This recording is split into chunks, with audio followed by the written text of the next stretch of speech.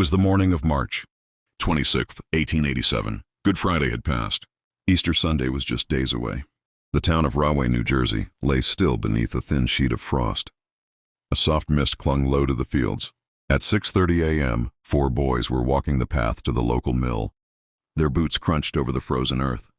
One of them, Edward, noticed something unusual in the brush beside the path. He stopped, stared, called the others. There, face down in the snow, was a girl. Not a woman, not a child. A girl, young, dressed in a fine brown dress, gloves soaked through with frost. Her hair was long, black, still combed. She looked placed, not fallen. When the police arrived, they turned her over. Her face was pale, beautiful, untouched by decay, but her throat had been slashed nearly ear to ear. Blood pooled beneath the snow, black now, frozen to the soil. No purse, no papers.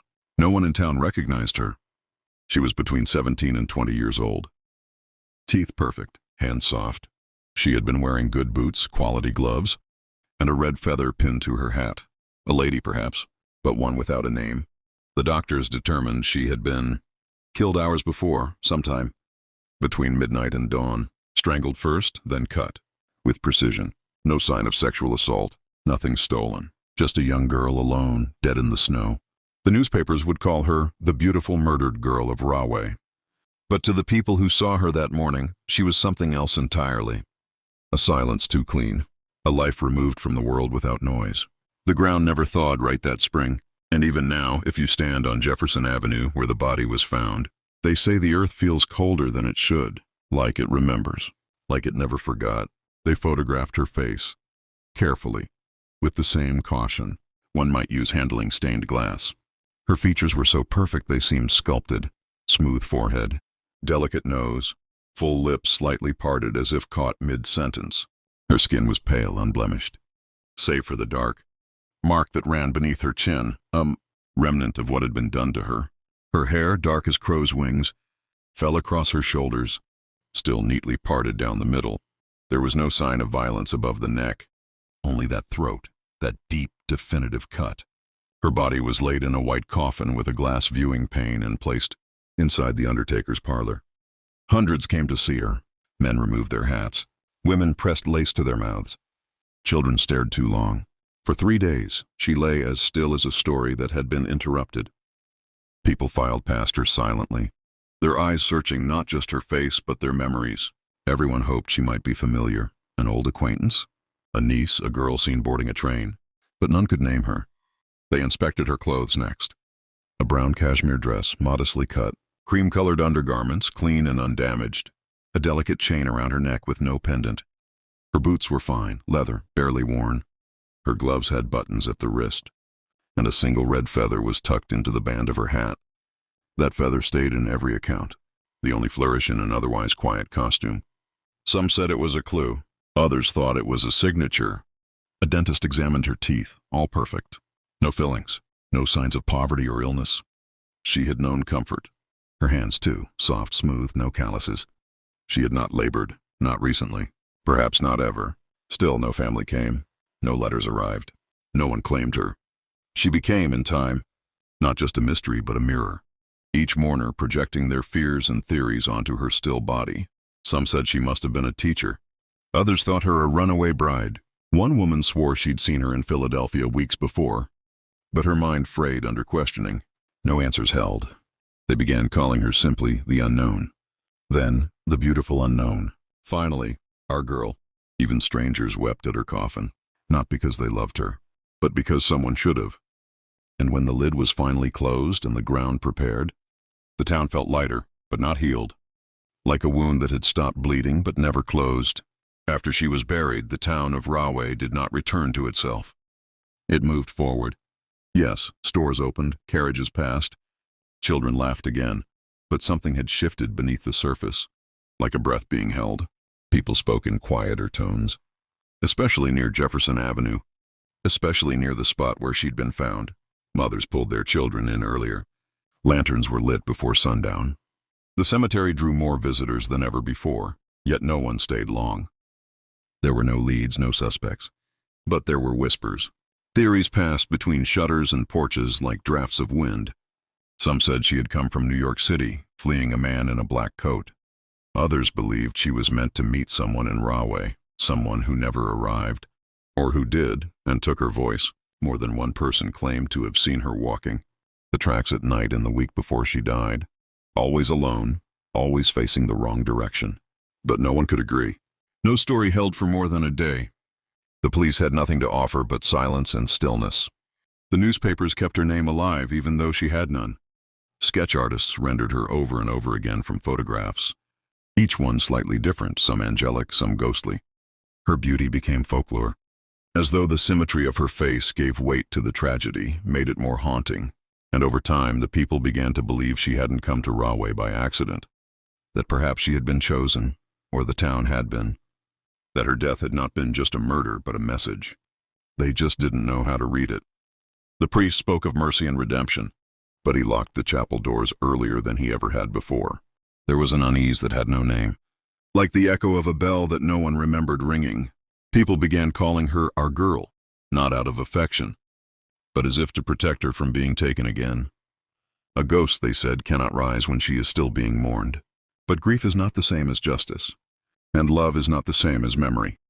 The air along Jefferson Avenue stayed colder that year, even in summer, and if you stood at the edge of the field just before dark, you could feel something watching, softly, patiently, like a story waiting to be told backward. The doctors spoke little. They gave statements, yes, clinical, measured, but their eyes betrayed them. What they saw did not fit the shape of ordinary death. Her neck bore the most visible wound. Of course, nearly ear to ear, deep and smooth, as if drawn with one long stroke, but they all agreed on this. It had come after. She had not bled like a living body bleeds. She had been strangled first, slowly, with pressure, not rope, not wire, hands. Someone had taken their time. There were faint marks at the sides of her throat, the shape of fingertips. No broken nails, no defensive cuts. She had not fought, or she hadn't been able to. Perhaps she had trusted the person, or perhaps she had already given up. There were bruises on her shoulders, a small red line above her collarbone. The rest of her was unmarked, unviolated. Her clothing had not been torn. Her hands still wore gloves. There were no signs of a struggle, no sign of robbery. It was not fury that had killed her. It was something else, intention, ritual, a stillness before and after. And that wound, so deep, so final, was not for her. It was for the one who left her there. It was a punctuation mark, the kind of act someone rehearses in the dark, over and over again, until they get it right. One doctor was heard saying it didn't feel like a murder. It felt like a message, but he never explained what he meant. They said her blood had frozen where it spilled, that it stained the roots of the grass for days, that even when the snow melted, the ground where she had lain stayed black. The newspapers ran headlines like prayers. Who is she? A sacrifice in snow, and yet no voice rose to claim her. No family, no lover, no friend. She had been known once, seen, touched, spoken to, and now nothing. Just a throat that had been silenced, a name erased before it was spoken, and a town that listened for a scream that never came. Only the wound remained, the wound that speaks only to its maker. And he, whoever he was, had already moved on. He was never named in the papers. Not formally, not directly, but he was there. In the margins, in the corners of every whispered conversation, a man in a dark coat, seen speaking to a girl matching her description 3 nights before the murder. He had a sharp chin, someone said. Wore gloves even indoors. Walked like he didn't want to be remembered. Others weren't sure he existed at all. Just a shape, a worry. Something people conjured to feel safer about what they didn't understand. But there were men questioned, dozens. A peddler from Newark with stained boots. A rail worker who disappeared the day the body was found. And one man who fit no mold, Francis Tumblety. A quack doctor, some said. A collector of secrets. He traveled by train, often alone, offering cures for women's ailments, charms, elixirs. He had been seen in Rahway, or near it, or passing through. The details blurred as they always do when fear takes root. Tumblety would later appear in places much darker, across the ocean, in London, where women were dying in alleys and no one knew why. Jack the Ripper, they called him. And some would claim quietly, always quietly, that the man who killed the girl in Rahway had simply been rehearsing. That her death was not the end, but the beginning. Tumblety was arrested once, released, vanished, his shadow left behind, and Rahway remained with its silence. The girl's eyes in the death photograph still wide, still watching. Some swore her face looked different from one day to the next, as if she remembered, as if she was trying to name the man herself. But time kept moving, and with it, the trail grew cold.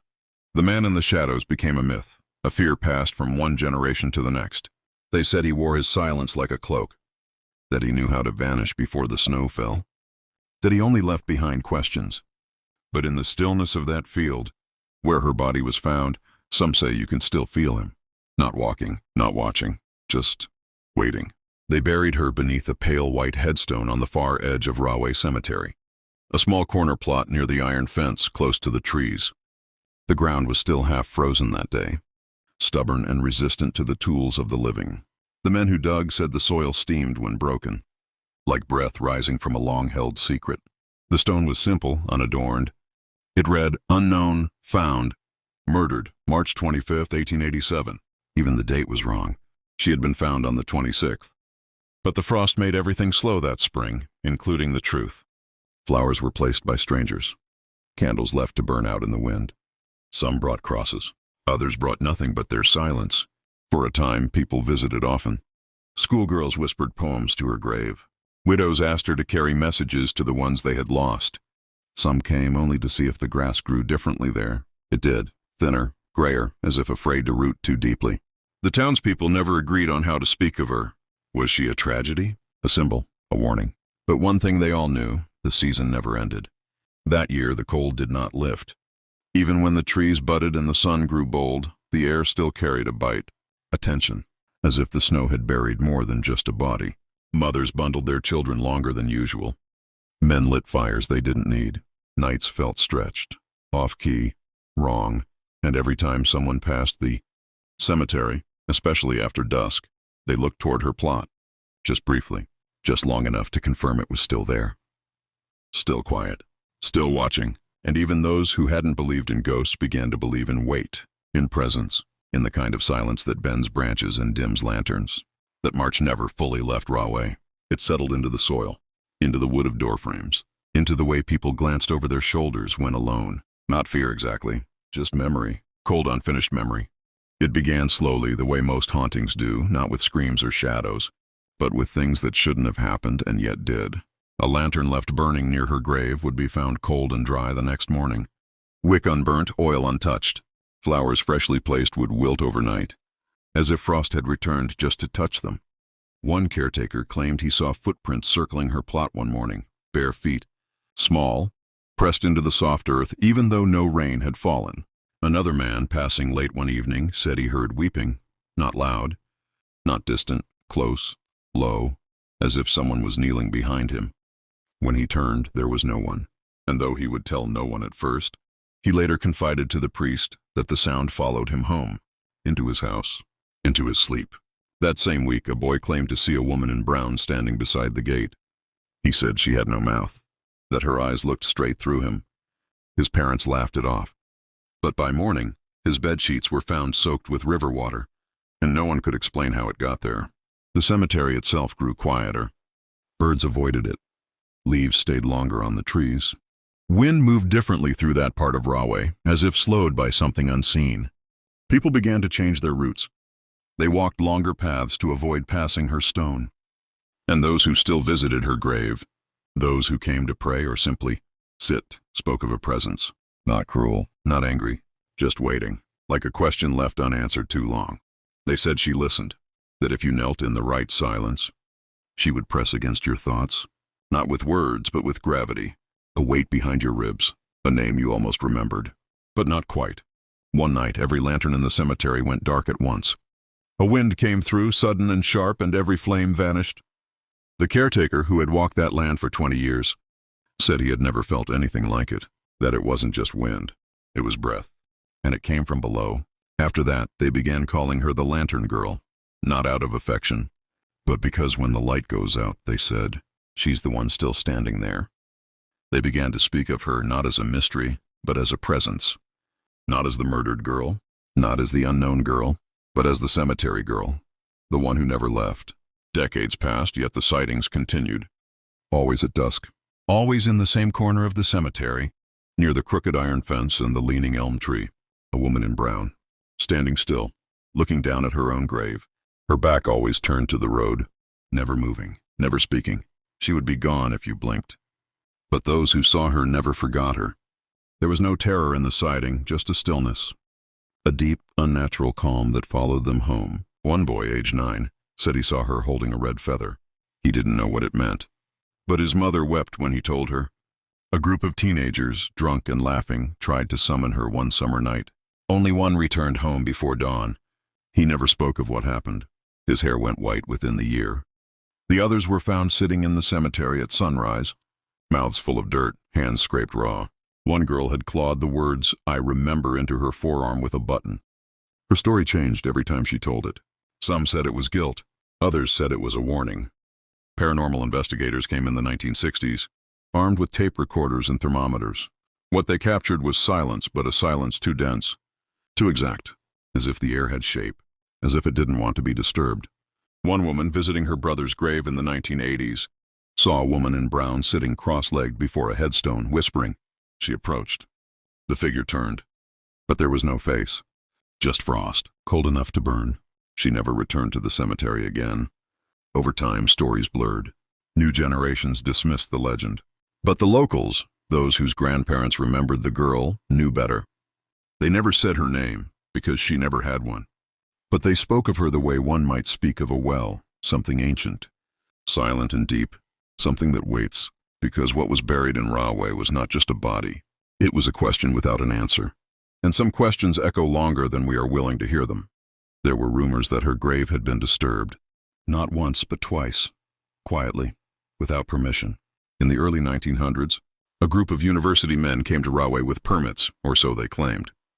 Said they wanted to study historical graves. The caretaker at the time let them pass. They brought tools, notebooks, lanterns. They left before dawn. But after they went, the grass around her headstone died and never regrew. Years later, in the 1950s, a local historian obsessed with the case requested an exhumation. He believed the body might still hold answers, a unique dental pattern, a buried object, a scrap of fabric missed in 1887. But the request was denied, and 2 weeks after filing it, the historian vanished. His papers were found in his study, windows open, candles burnt low. Every page of his notebook had been ripped out save one. It read, "She is not what was taken. She is what was left behind." No one could explain it. No one tried. Decades passed. Technology advanced, but no one touched her grave again. It became an unofficial rule. We do not disturb what is already spoken. Paranormal teams, urban explorers, even journalists arrived hoping for answers. They brought cameras, microphones, EMF detectors. What they found was always the same. Silence. But a silence that pressed against the skin, that filled the ears like water. One man recorded hours of audio by her headstone. When he played it back, there was nothing. No wind, no insects, no ambient noise at all, just nothing, an impossible quiet. A wait, the kind of absence that feels too deliberate. He never returned to Rahway. The cemetery became known as one of the quietest in New Jersey. No birds nested in its trees. No animals crossed its gates. Visitors reported the strange sensation of being watched, not with malice, but with knowing. A kind of recognition from beneath the soil. And in that knowing, a question lingered. What do we owe the dead when we never knew their name? What justice can be offered to someone erased so cleanly?